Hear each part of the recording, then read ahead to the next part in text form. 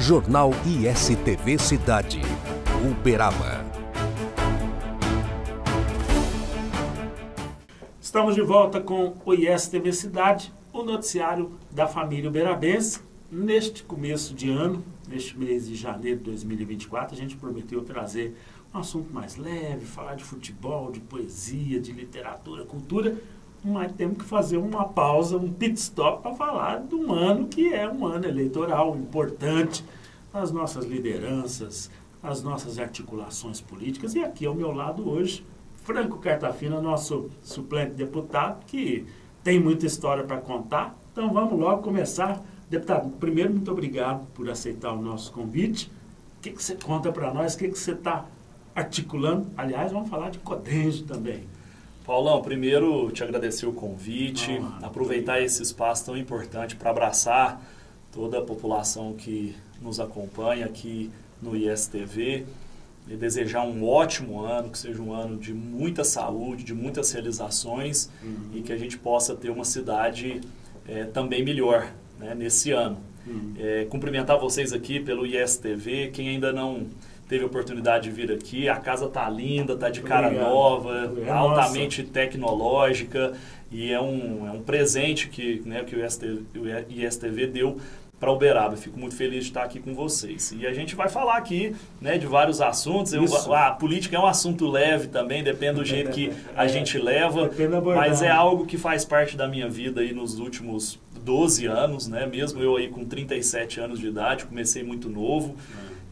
Tem muita contribuição, tem uma série de serviços prestados para a nossa cidade, sobretudo para a nossa região, depois do mandato de deputado federal também. Estou aqui para esclarecer algum ponto que vocês julguem aí importante e a população também ficar sabendo e poder interagir conosco, eventualmente, depois que nos ouvir aqui na entrevista. Maravilha. Eu fiquei sabendo, né, através dos nossos colegas aí dos meios de comunicação, que o deputado acaba de voltar de Brasília, né?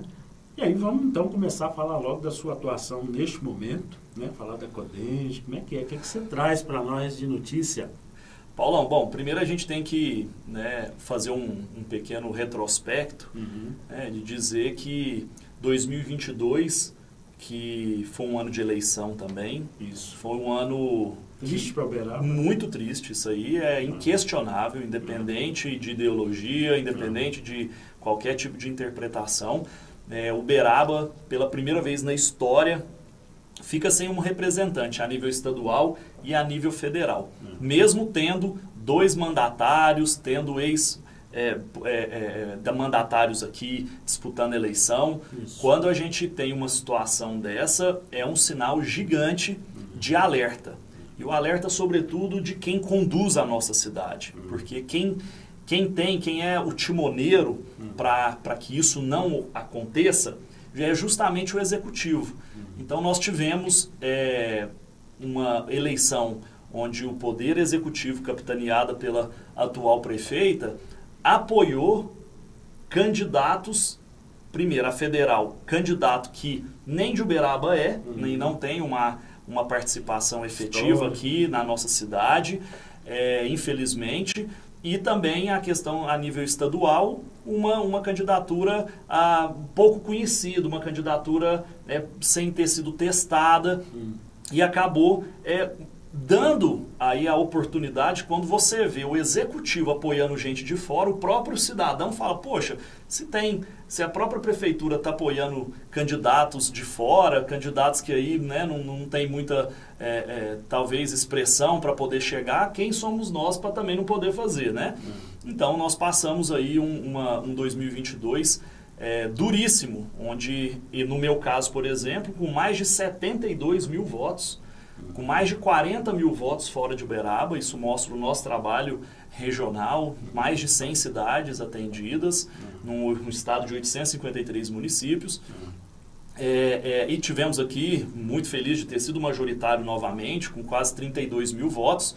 Né? Na outra eleição em Uberaba eu tive 44.700, então a gente acabou perdendo um pouco de voto aqui em Uberaba. Tivemos muita votações altas para candidatos de fora também, né? Fora o apoio da prefeitura, candidatos que fizeram campanha aqui, é natural da democracia, mas levaram muitos votos para Uberaba e o que eu acredito que não teremos os dividendos políticos do mandato para a nossa cidade. Você acha que a inexperiência política foi o que pesou nessa situação?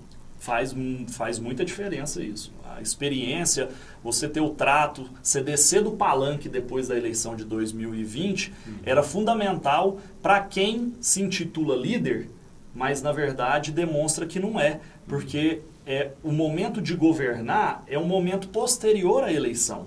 Então, é hora de poder juntar as pessoas e pensar não em si mesmo, não em questões pessoais, mas sim em questões coletivas, que é a nossa saúde, que é a melhoria da nossa segurança, que é a qualidade do nosso atendimento público. E várias dessas coisas que eu estou falando, e outras que a gente sabe que tem aqui, não estão legais.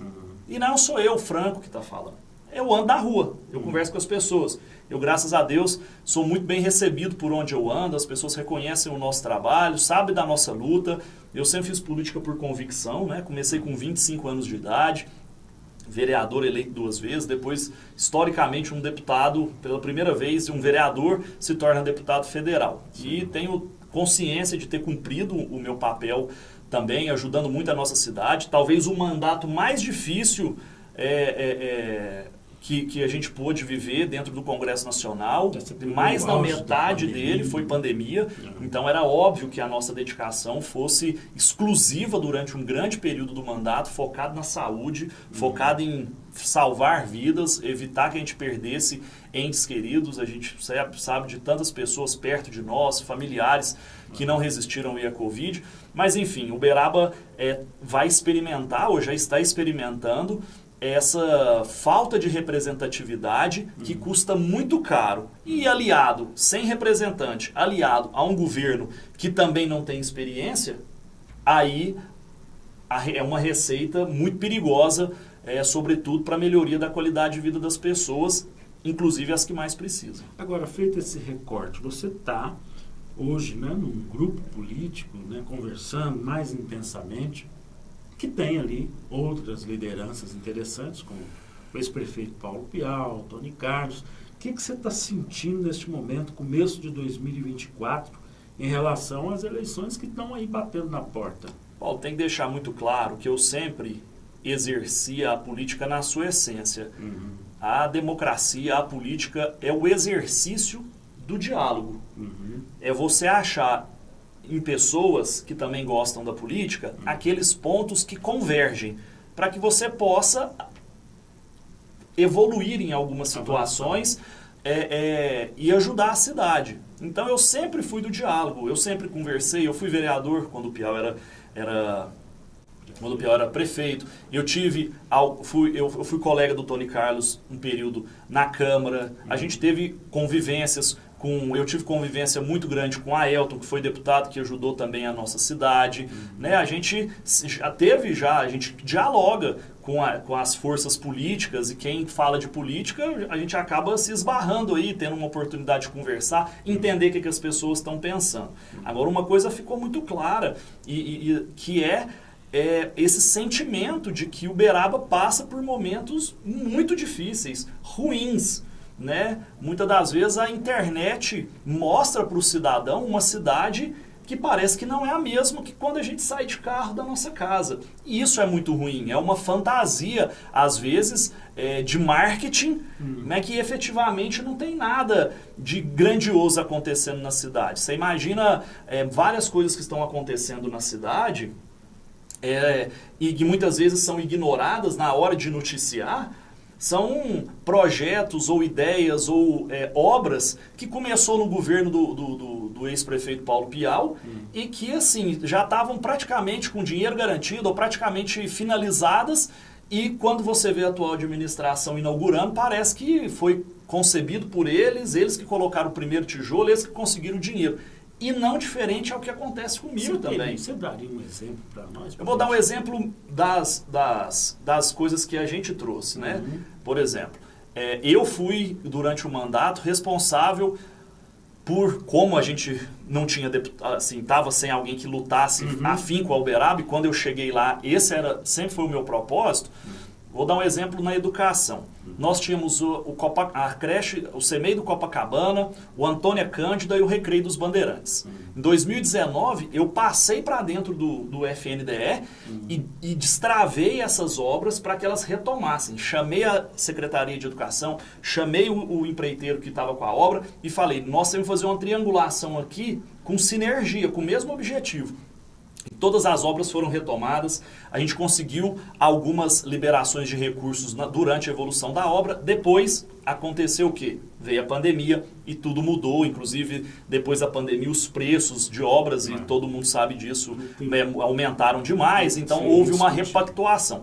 Né? Então assim, essas obras, por exemplo, são obras passadas que estavam em curso. O Recreio dos Bandeirantes já estava com 90 e tantos % de obra executada. Teve que fazer um ajuste no contrato e uma finalização de um valor do próprio ministério, não teve recurso municipal. Exemplos de creche. Tem 4 creches que nós conseguimos recurso para iniciar.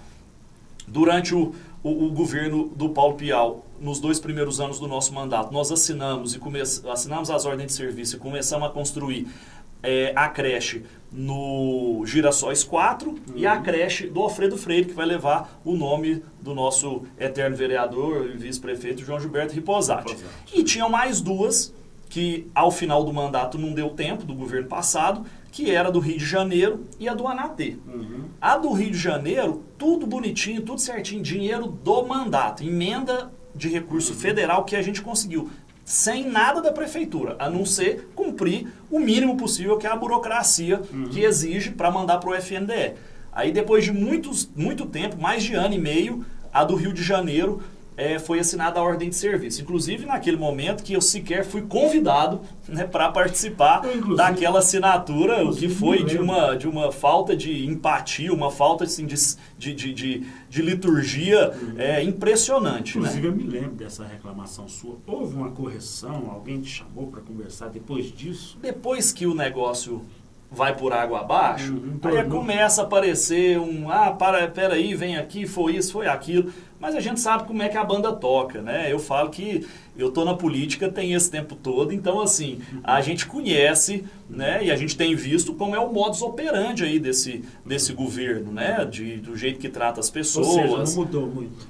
Não, eu acho que assim, eu tenho muita dificuldade, Paulo, de conviver com pessoas que falam uma coisa e fazem outra. Entendi. Então, se a gente olhar o que esse governo se propôs a fazer, o que pregava e o que faz hoje, gente do céu, é o inverso. Então, assim, críticas que faziam a outros políticos vão servir para eles mesmo, porque fazem o que os outros faziam e que eles julgavam que era errado. Talvez eles podem olhar, mas não reconhecem. Não, eu fazia isso aqui, não era errado, não. Agora eu vou fazer também, porque na verdade tem que fazer, é certo, não é tão errado assim, mas fazem. Então, assim, tem que tomar cuidado com isso. A política cobra muita informação, hoje é muito rápida. Então, se você falar uma coisa e fizer outra, você vai ser cobrado por isso. Certo. E a gente é só jogar na internet. Se der um Google numa campanha eleitoral, na campanha eleitoral da atual administração, o que falava e o que fez, é muito difícil você achar alguma coisa ali que bate da proposta com as realizações. Então, é difícil isso, porque o eleitor, Paulo, ele vê a propaganda e espera que você realize aquilo. E não que você fale, minta ou faça um estelionato eleitoral, só fala o que é bom de ouvir, mas para na prática fazer tudo ao contrário. Então eu sou muito cauteloso com isso. Temos aqui uns 3 minutinhos para a gente encaminhar para o fim do programa. Codenge, o que você pode nos contar a respeito da sua atuação? Sei que você está voltando de Brasília, o que você pode revelar para nós? Ô Paulo, eu tive a grata satisfação, né, do governador Romeu Zema, do vice-governador Matheus Simões, do secretário da Casa Civil Marcelo Aro, do meu partido Progressistas, de terem me feito um convite há alguns meses atrás para poder assumir um espaço numa assessoria junto ao presidente da Codenge, a antiga Codemig, que é ali onde que fala que está lá, hoje está o Invest Minas, que era o INDE, né? Isso. Então ali passa o desenvolvimento de Minas Gerais, passa ali naquela pasta ali onde a gente está, que está ligada à Secretaria de Desenvolvimento Econômico do Estado. Certo. Então, assim, eu fiquei muito feliz de ser lembrado, me chamaram, a repercussão foi muito positiva. Entenderam que pela nossa participação, pelo nosso protagonismo regional, também para poder dar uma capilaridade nessa presença aqui na região, do Triângulo, do Alto Paranaíba, que é tão importante para o nosso estado, tão rica, né, tão produtiva, e a gente tem cumprido o nosso papel dentro daquilo que nos é delegado. Então, a gente está participando em situações que o presidente nos convida em assuntos, em eventos que falam sobre o desenvolvimento. A Codenge tem feito um trabalho muito bacana na modelagem de parcerias público-privadas, ajudando muitos municípios. E aqui eu quero destacar uma situação onde a Codenge tem coincidentemente, tem uma fatia, né, um trabalho, porque antes, quando era Codemig, antes de virar Codenge, todos os distritos industriais de Minas Gerais estavam ligados a essa companhia, né? De um tempo para cá, eles vêm desmobilizando essa questão, principalmente dos distritos. Certo. Então, no governo passado, e aqui a gente precisa destacar o secretário de Desenvolvimento Econômico, Zé Renato Gomes, certo, por acaso irmão do meu pai, meu tio, que fez um trabalho muito ativo frente ao desenvolvimento da nossa cidade. E uma das questões foi reverter, ou converter, qualquer palavra que seja, mas trazer para Uberaba várias áreas ligadas à Codenge, transferidas para a cidade, para que pudesse virar áreas do município para incentivar empresas. Contudo, algumas foram feitas e tudo mais. Mas, contudo, tem um espaço ainda muito grande lá no DI3, que é de autonomia da Codenge, que vai ser... amanhã pode ser voltado para o município, mas pode ser negociado antes, está em tratativa. Certo. Mas um ponto importante é que lá no Distrito 3 passa a OSBRA, que é o oleoduto São Paulo-Brasília. O que é isso? Para ser didático, é o óleo, é o duto, né? É o tubo que passa combustível. Sim. E lá no distrito tem uma torneira. Que hoje a Petrobras tem essa autonomia lá, mas é muito pouco competitiva. Se vocês percebem, nós temos os nossos combustíveis nos nossos postos aqui em Uberaba, ou vem de Uberlândia, ou vem de Ribeirão Preto, talvez, porque a competitividade lá da Petrobras, não tendo outra empresa, outras distribuidoras, é muito pouca.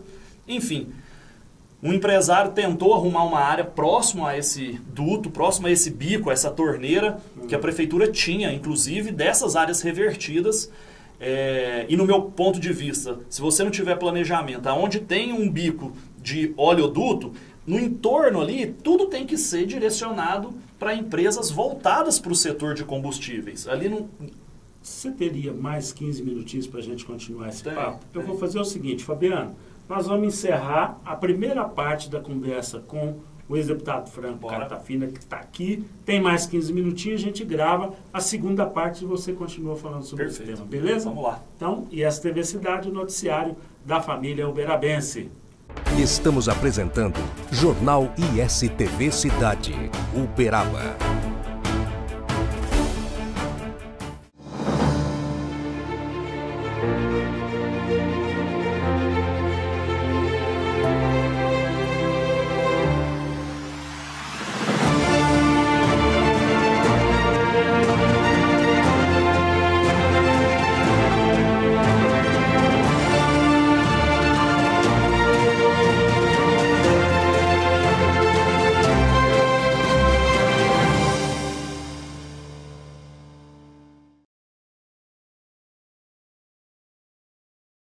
Sabe aqueles momentos com a família, sentados à mesa, momentos que nos fazem bem, que nos fazem felizes? Para acompanhar uma prosa boa, tem que ter Café Silva.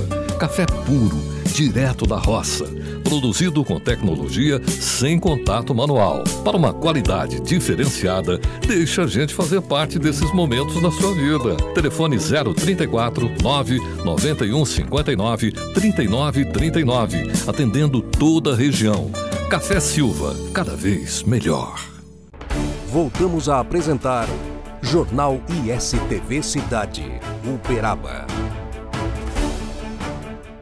Estamos de volta com o ISTV Cidade e o assunto agora é material escolar. A Prefeitura promete para o próximo dia 5 de fevereiro a entrega dos kits escolares que são distribuídos na rede municipal de ensino. A gente foi conferir na Secretaria Municipal de Educação e trazemos na reportagem as informações para você.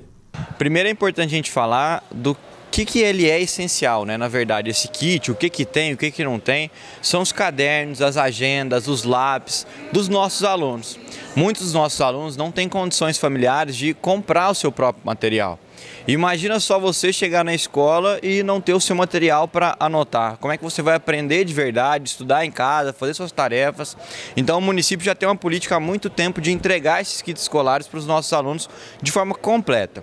O problema é que ao longo dos últimos anos todos, aí você pode resgatar na história de Uberaba, os kits acabam chegando no meio do ano ou no segundo semestre, o que é um absurdo na verdade, porque essa criança que tem a necessidade maior de um acolhimento por parte do município não recebe o seu kit em tempo e no modo correto.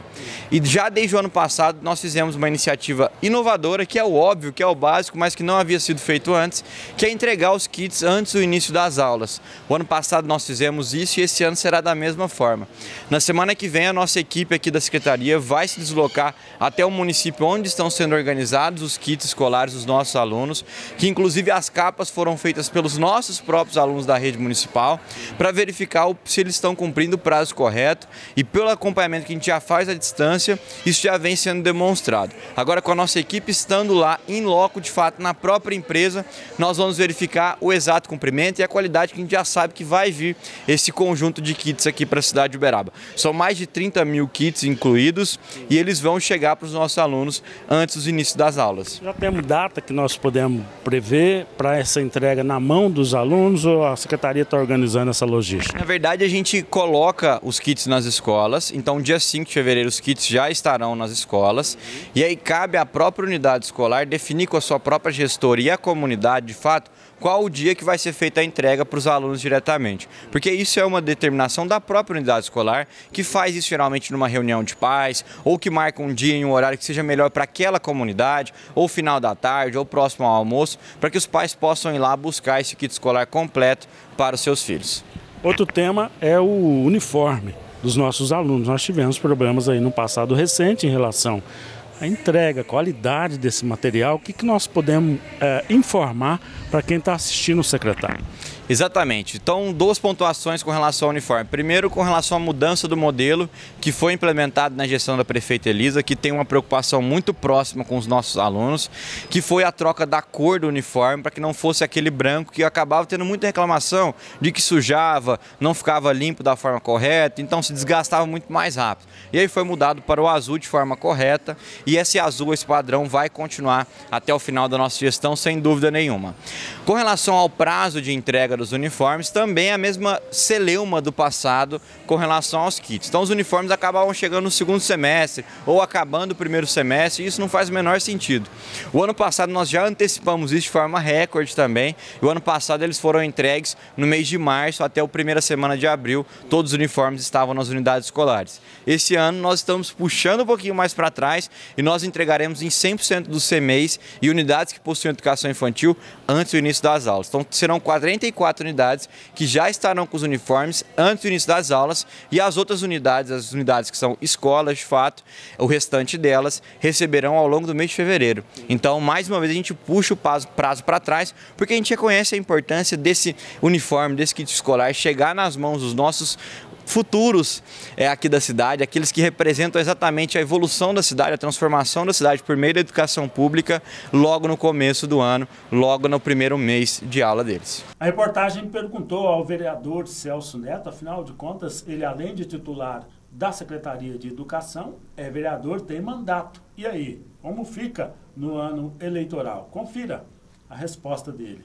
Ano eleitoral, ano muito importante para a cidade de Uberaba. Eu acredito que vai ser um ano decisivo, na verdade, para decidir se a gente vai continuar avançando e evoluindo a cidade ou se a gente vai retomar algumas práticas com as quais eu não concordo e acredito que boa parte da população de Uberaba também não. Isso faz parte do regime democrático de fato, né?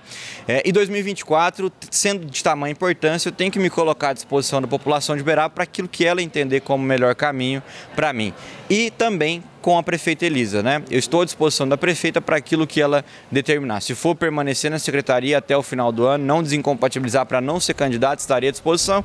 Se for desincompatibilizar para ser candidato a alguma coisa, também estaria à disposição. E com isso nós encerramos mais esta edição do ISTV Cidade, o noticiário da família uberabense. Jornal ISTV Cidade, Uberaba.